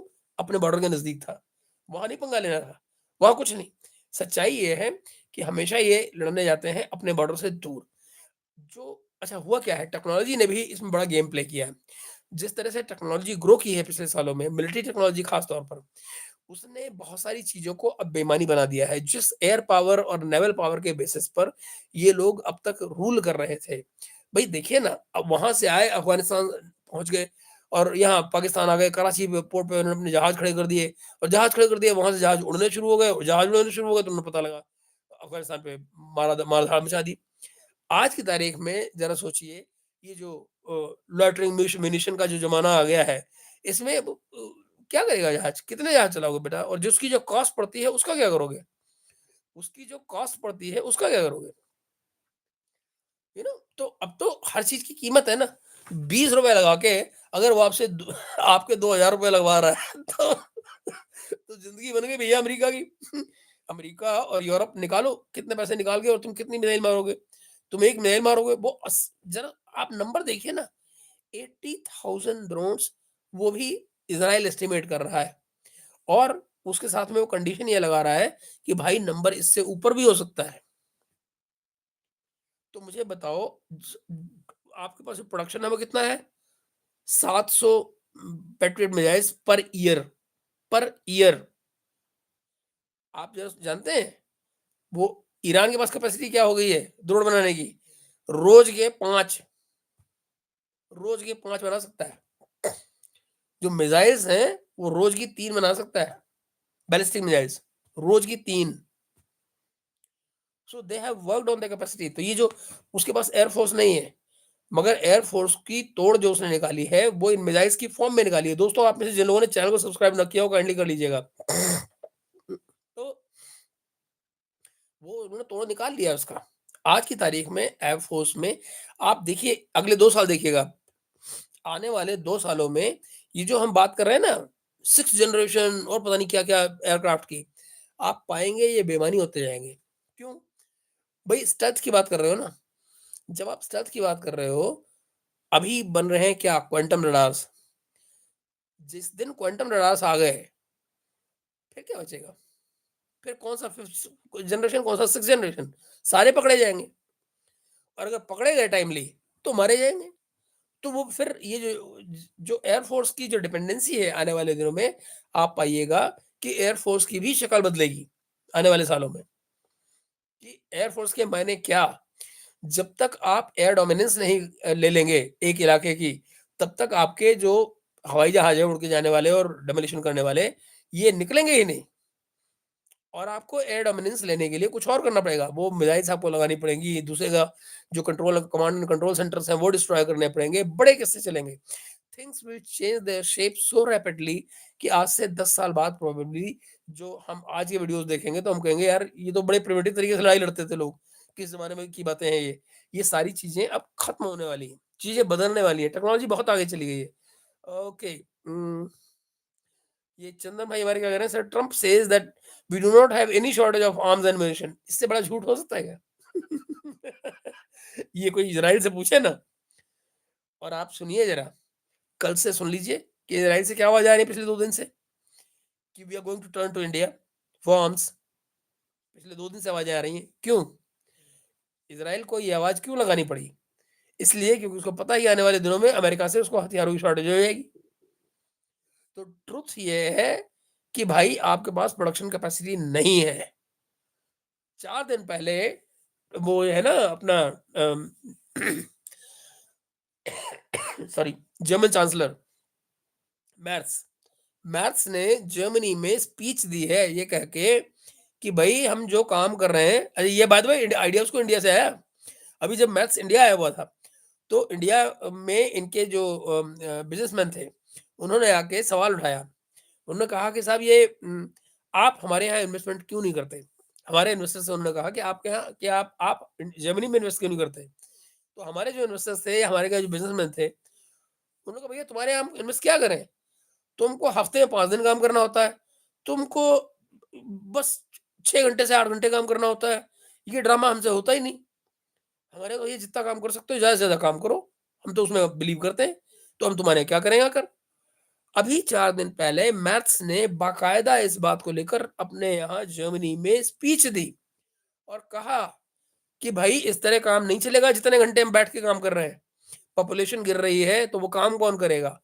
अगर अपनी आपकी पॉपुलेशन नहीं है तो आपको वर्किंग आवर्स ही बढ़ाने पड़ेंगे ना। तो अपने वर्किंग आवर्स अगर नहीं बढ़ाते हो, आप ये सोचते हो कि हमको साल भर में 1 महीना छुट्टी का भी चाहिए, तो हमको साढ़े 4 दिन हम काम करेंगे हफ्ते में, तो ये गाड़ी ऐसे नहीं चलेगी। तो मैं मेरा मतलब ये है कि जो हमारा आइडिया था, जो आइडिया हमने वहाँ पकड़ाया, वो ऑलरेडी यूरोपियंस के को पल्ले पड़ रहा है। अब चीज़ें समझ में आ रही हैं। और okay, so Trump also learned this from Asim Munir, but Americans are not as foolish as the Pakistanis. One estimate says that Iran has more than 200,000 missiles and more than बिल्कुल। अबे मैं तुमसे वही तो कह रहा हूँ कि कुछ इंटेलिजेंस ऐसी रही है जो फेलियर रही है, जिसको इन्होंने एजम्पशन किया है। देखिए, वो ज़माने और थे जब अरब स्प्रिंग आई थी, जब इन्होंने इराक पे जो है ना बमबारी कर ली और क्या किया, ओहो! आ गए, लो सड़क पे लोग आ गए और सब कुछ हो गया एंड ऑल दैट। आप ये देखिए, अगर चीज़ें इस तरह चल पाती, तो आज इराक में क्या हो रहा है? आज इराक में जो गवर्नमेंट है, जो कि इनकी बिठाई हुई है, वो ये कह रही है अमेरिकन्स बाहर जाओ। आज इराक की गवर्नमेंट इनसे कह रही है कि बाहर जाओ। ये चीज़ें बढ़ेंगी मेरे भाई। ये आने वाले महीनों में ये चीज़ें और ज़्यादा बढ़ेंगी। इनको पैकअप करके अपनी औकात के अंदर रहना पड़ेगा, बल्कि अपनी औकात को इन्हें रीऑर्गेनाइज़ करना पड़ेगा कि दरअसल हमारी औकात है क्या? ये हेजेमनी का जो खेल था, वो अब नहीं चलेगा। दुनिया अपनी शेप बहुत तेज़ी से बदल रही है भाई। ये जस जो जो खेल अमेरिकन्स ने खेला है दुनिया के साथ में, people have now seen through it. Europeans को देर लगी समझने में। एशियंस ने बहुत जल्दी इस खेल को समझ लिया था। चाइना ने पहले समझ लिया था, उसने अपनी तैयारी कर ली, इसीलिए वो हमसे आगे निकल गया। हमने थोड़ा देर से समझा, मगर हम भी कैच अप करने की कोशिश कर रहे हैं और इसीलिए हम नंबर 2 पे हैं। मगर बियॉन्ड दैट, मैं आपको एक ज़माने से क्या कहता हूँ, अमेरिकन ज़्यादा चौड़े होंगे, तो भैया तुमने कोई चीज़ हमारे साथ नहीं करनी, मत करो। तुमको कोई चीज़ नहीं चाहिए, मत लो। जाओगे कहाँ? उन चीज़ों के लिए जो फंडामेंटली हमारे पास ही होती हैं। घूम फिर के तुमको हमारे पास ही आना पड़ेगा।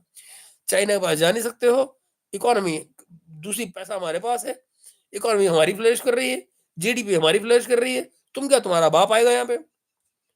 और अल्टीमेटली क्या हुआ? जब उन्होंने कहा नहीं-नहीं हम सारी कंपनियाँ यहाँ पे आएँगी, गूगल यहीं पे रहेगा, अमेज़न यहीं पे रहेगा।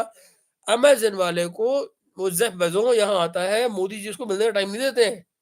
उसके बावजूद वो यहाँ से यहाँ बिलियंस ऑफ डॉलर लगा रहा है। क्यों लगा रहा है भाई? क्योंकि सबको धंधा करना है। और मैंने कहा ना, इकोनॉमी की एक ही भाषा होती है, जो इकोनॉमी खुद होती है। इकोनॉमी की और कोई भाषा नहीं होती भाई। तो अगर किसी को ये लगता है कि ट्रम्प साहब कह रहे हैं इसलिए कोई कंपनी नहीं आएगी, ऐसा नहीं होता। जिस समय ने गूगल से कहा तो गूगल ने क्या कहा? सुंदर पिचाई ने क्या कहा था? सुंदर पिचाई के जो सीईओ थे, उन्होंने ये कहा था कि भई हमको अपना लॉन्ग टर्म फ्यूचर देखना है और हम उस लॉन्ग टर्म फ्यूचर को देखते हुए अपने फैसले करेंगे कि हमने क्या करना है। उन जो नहीं माने वो, उन्होंने कहा कि अब हैदराबाद में अपना प्लांट लगा रहे हो। अभी सुंदर पिचाई ने बात बोली ना कि भैया ये पूरे एशिया का सबसे बड़ा प्लांट होगा और हब बनेगा यहाँ पे आईटी का। आप ज़रा सोचिए, ट्रम्प साहब देखते रह गए, नहीं माने। आप क्या कर लेंगे इसका? आप गूगल के तो नहीं कर सकते कि अच्छा आप वर्स्ट केस क्या करेंगे आप? गूगल को कहेंगे यहाँ से निकल जा, वो तो होने से रहा। वो तो होने से रहा। तो ये खेल है। अब आप देखिए आने वाले दिनों मैंने कहा ना कि टेक्नोलॉजी की शक्ल बदल रही है, पॉलिटिक्स की जो शक्ल है वो बदल रही है। दुनिया में लोगों को अब धीरे से ये जो नया आर्किटेक्चर क्रिएट होगा, वहाँ सीखना होगा लोगों को कि यार एक-दूसरे के साथ शांति के साथ कैसे रहा जाए।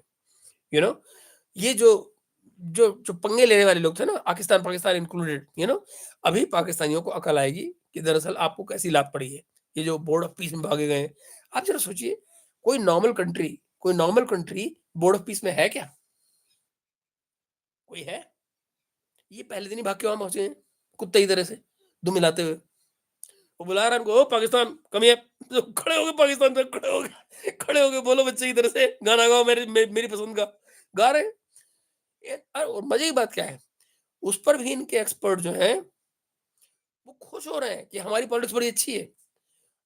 आई फेल टू अंडरस्टैंड कि तुम मतलब अकल-धकल तुम्हारी कहाँ है? बट आई डोंट नो कि क्या इनकी मॉडिफिकेशन हुई है जेनेटिक कि जिसकी वजह से कुछ समझ नहीं पाते। बट प्रॉब्लम ये है भाई कि दुनिया तो अपनी रफ्तार पे चल रही है, बदल रही है, समझ गई है और वो सब बहुत तेज़ी से बदल रहे हैं। जो नहीं समझ पाएँगे, पीछे रह जाएँगे। मुझे ये भी लगता है कि शायद अब बुरा मत मानिएगा मेरी बात का। आप कहेंगे मैं बहुत बड़ी बात कह रहा हूँ। मैं जानता हूँ कि मैं जो कह रहा हूँ दोस्तों, शायद इसके फलीभूत होते-होते इसके इसके इसके फिज़िकली होते हुए शायद मैं दुनिया में होऊँगा भी नहीं।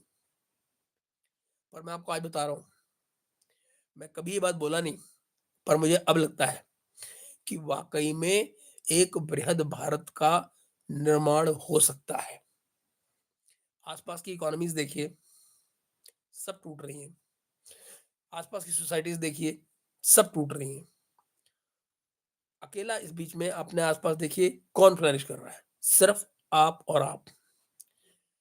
अल्टीमेटली इस चीज़ को एक्सपेंड करके देखिए, तो आप देखिए कि ये चीज़ें लोगों के लिए रास्ता क्या छोड़ेंगी? सिवाय इसके कि भई आप बार-बार आईएमएफ के पास जाते रहें, इससे बेहतर है कि आप मर्ज़ी हो जाएँ। मैं कभी-कभी सोचता हूँ, सपना देखता हूँ, आप कह लीजिए मैं सपना देख रहा हूँ, लेकिन ट्रुथ ये है कि अल्टीमेटली ये सब कब तक ड्रैग कर पाएगा? बियॉन्ड अ पॉइंट तो चीज़ें खत्म हो जाएँगी ना। और आप ये जब देखेंगे कि आपको हर बात के लिए हाथ बढ़ा के यहीं आना पड़ता है, तो आप यही कहेंगे यार इससे अच्छा तो मिलकर ही काम करो, सारे साथ में मिलके काम करो। This is how I think ultimately चीज़ें जाएँगी। मुझे 1 मिनट के लिए भी बुरा नहीं लगा जब इंडियन पार्लियामेंट में वृहद भारत का नक्शा लगाया गया। मुझे लगता है कि अल्टीमेटली इस देश की फेट यही है, हमको वहीं जाना होगा। अ, एक एक एक सेकंड अम, अफ्रीका तो फ्यूचर है ही चंदन भाई, इसमें तो कोई दो राय है ही नहीं। Africa in terms of man power definitely future है, पर आने क्योंकि पॉपुलेशन सारी वहाँ से निकलेगी बट वहाँ पर उसके लिए भी डेवलपमेंट के लिए भी बहुत काम करना पड़ेगा, यू नो अफ्रीकन्स को अपने ऊपर भी बहुत काम करना पड़ेगा। सर सुंदर Pichai was doing commentary here in T good one.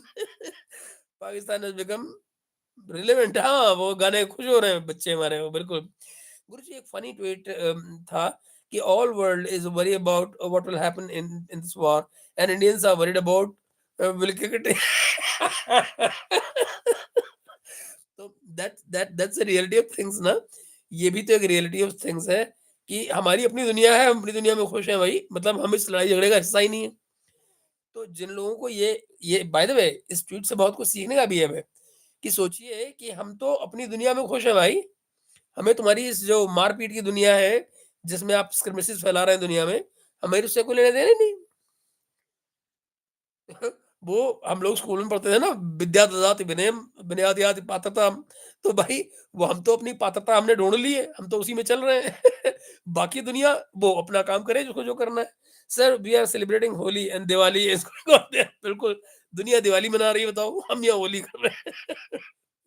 मगर होली के इन रंगों में मित्रों एक चीज़ देखो कि ये जो रंग-बिरंगा सब कुछ है मामला, इसमें जो इन चीज़ों को मर्ज करके जो इसकी खूबसूरती है दरअसल उसी को हमें जीना चाहिए ना, बजाय इसके कि ये सारा कलेश जो दुनिया भर का पाल रखा है, मैं बड़ा तुम कौन, मैं बड़ा तुम कौन, मिर्ज़ा गालिब की याद आती है ना कि हर एक बात पे कहते हो तुम कि तू क्या है? तो ये अमेरिका क्या कर रहा है? यही तो कह रहा है। कल स्पेन के साथ इन्होंने जो कुछ किया है, कल स्पेन के साथ अब ज़रा सोचिए, स्पेन ने क्या कहा? स्पेन ने ये कहा कि भाई ईरान पर हमला करने के लिए हम आपको अपने पोर्ट्स इस्तेमाल करने की इजाज़त नहीं देंगे। यही कहा ना उन्होंने, कोई गाली नहीं दी उन्होंने। अगले ने कहा इनसे व्यापार ही बंद कर दो। अमेरिका इनसे ट्रेड ही नहीं करेगा। कर लो। और उसके बदले में क्या हुआ है? आज स्पेन ने क्या कहा है? स्पेन की एक एमपी ने आज ये बात कही है कि भई हमको नेटो भी छोड़ देना चाहिए। ये साला अमेरिका से संपर्क ही नहीं करना चाहिए कोई, कि भाड़ में जाए। ना भूलिएगा मित्रों, मैं आपको स्पेन का एग्ज़ाम्पल क्यों दे रहा हूँ? कारण है, मैं और आप यहाँ बैठकर जो लड़ाई लड़ रहे हैं ना आज इस्लाम के खिलाफ कि भैया ये यू नो आपने कहीं मस्जिदें बना दी, कहीं कुछ कर लिया, हर चीज़ को डोमिनेट कर रहे हो आप सोसाइटी को। जिन सिंबल्स को तोड़ने पर आज हमारी कोर्ट्स हमको परेशान करती है कि नहीं साहब वो 1948 के बाद में बनी हुई मस्जिद नहीं तोड़ोगे, ये नहीं करोगे, वो नहीं करोगे। ये कहानियाँ सारी सुनाते हैं ना। स्पेन ने अपने यहाँ पर मौजूद एक-एक मस्जिद को तोड़ा था। एक-एक सिंबल जो इस्लाम का था उनके यहाँ पे, उसको उन्होंने तोड़ दिया था। कुछ नहीं रहने दिया। मैंने कहा याद ही नहीं करने की यहाँ इस्लाम था कभी, भाड़ में जाए। मुझे लगता है कि हमको इन विषयों पे सोचना होगा कि उनका ये कहना था कि भई हमारी कल्चर, हमारी ज़मीन, हमारे ऊपर कोई आके लद गया, हम उसकी याद को अपने यहाँ क्यों रखें? निकाल बाहर क्यों? आज स्पेन में आपको ये सब नहीं मिलता है। तो वो स्पेन आज अपने पैरों पे खड़ा हो रहा है। उस स्पेन ने कह दिया कि नहीं भैया हम आपको ये सब नहीं करने देंगे। आप जो कर रहे हैं वो गलत कर रहे हैं। और नेटो में होने का मतलब थोड़ी है कि जो आप कहोगे वही हमें करना पड़ेगा। नेटो के जितने मेंबर हैं, उनसे आपने कोई पूछ के तो काम किया नहीं। तो ये वो बातें हैं मित्रों जो ये क्या है? अरे! सतीश भाई कुछ कह रहे हैं। सर मैं आपके वीडियोज़ रोज़ देखता हूँ बट कमेंट नहीं कर पाता due to busy schedule. Most of the time I see your videos while driving. अच्छा, अच्छा, ओके। सतीश भाई thank you so much and you have been missed. I must say मुझे मालूम नहीं था कि आप यहाँ पे हैं या अब्रॉड जहाँ पे आप होते हैं मैं जानता हूँ। तो वहाँ हैं तो मैं इसलिए आपको कॉल भी नहीं कर पाया ये सोच के कि कहीं टाइम डिफरेंस ना आ रहा हो और आप कहीं परेशान हो। But good of you. Thank you. So ये है मित्रों but keep in touch you know आपके पास व्हाट्सएप नंबर है मेरा तो आप कभी भी कांटेक्ट कर सकते हैं। सो मित्रों मेरे ख्याल से अब थोड़ी-सी इजाज़त लेते हैं आपसे क्योंकि 1.5 घंटा होने वाला है अपने को और मगर फिर भी मैं आपसे संपर्क में बना रहूँगा। कल सवेरे फिर आपसे बात करते हैं इस पे और तब तक देखते हैं कि और क्या निकल कर आ रहा है। तो और आप दोस्तों में से दरख्वास्त जिन्होंने ना सब्सक्राइब किया हुआ हो चैनल को सब्सक्राइब कर लीजिएगा और मिलते हैं हम लोग कल सवेरे भी आपसे और